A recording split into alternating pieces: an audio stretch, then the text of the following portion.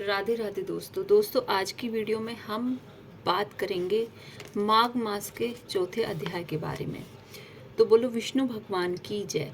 श्री वशिष्ठ जी कहने लगे कि हे राजन, अब मैं माघ के उस महात्म को कहता हूँ जो कीर्तवीर्य के पूछने पर दत्तात्रेय जी ने कहा था।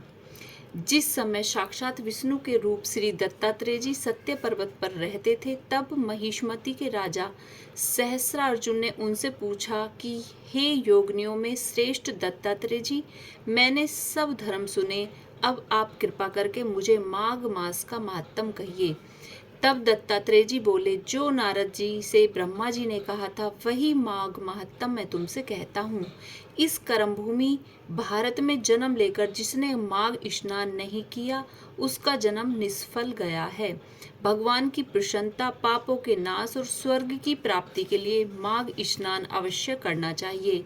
यदि यह पुष्ट शुद्ध शरीर माघ स्नान के बिना ही रह जाए तो इसकी रक्षा करने से क्या लाभ होगा।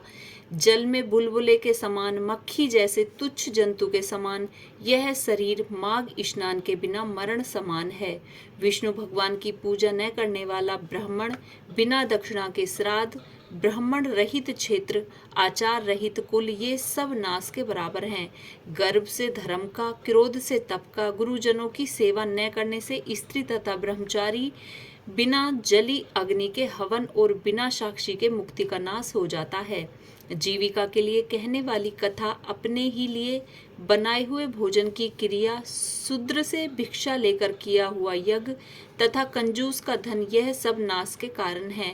बिना अभ्यास और आलस्य वाली विद्या, असत्य वाणी, विरोध करने वाला राजा, जीविका के लिए तीर्थ यात्रा, जीविका के लिए व्रत, संदेह युक्त मंत्र का जप, व्यग्र चिंता होकर जप करना, वेद न जानने वाले को दान देना, संसार में नास्तिक मत ग्रहण करना, श्राद्ध बिना धार्मिक क्रिया, यह सब व्यर्थ हैं। और जिस तरह दरिद्री का जीना व्यर्थ है, उसी तरह माघ स्नान के बिना मनुष्य का जीना व्यर्थ है। ब्रह्माघाती, सोना चुराने वाला, मदिरा पीने वाला, गुरु पत्नी गामी और उन चारों की संगति करने वाला माघ स्नान से पवित्र होता है।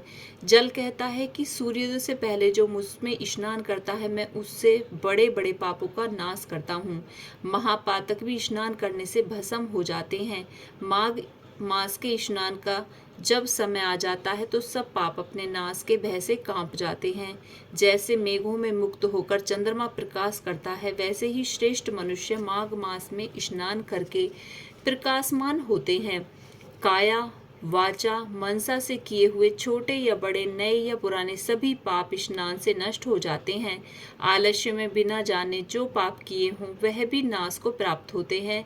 जिस तरह जन्म जन्मांतर के अभ्यास से आध्यात्मिक ज्ञान की प्राप्ति होती है, उसी तरह जन्मांतर अभ्यास से ही माघ स्नान में मनुष्य की रुचि होती है। यह अपवित्रों और पवित्र करने वाला बड़ा तप और संसार रूपी कीचड़ को धोने वाला पवित्र वस्तु है। हे राजन, जो मनोवांछित फल देने वाला माघ स्नान नहीं करते, वे सूर्य चंद्र के समान भोगों को कैसे भोग सकते हैं। माघ मास में श्री वैभव लक्ष्मी व्रत कथा बोलो सच्चे दरबार की जय, बोलो विष्णु भगवान की जय।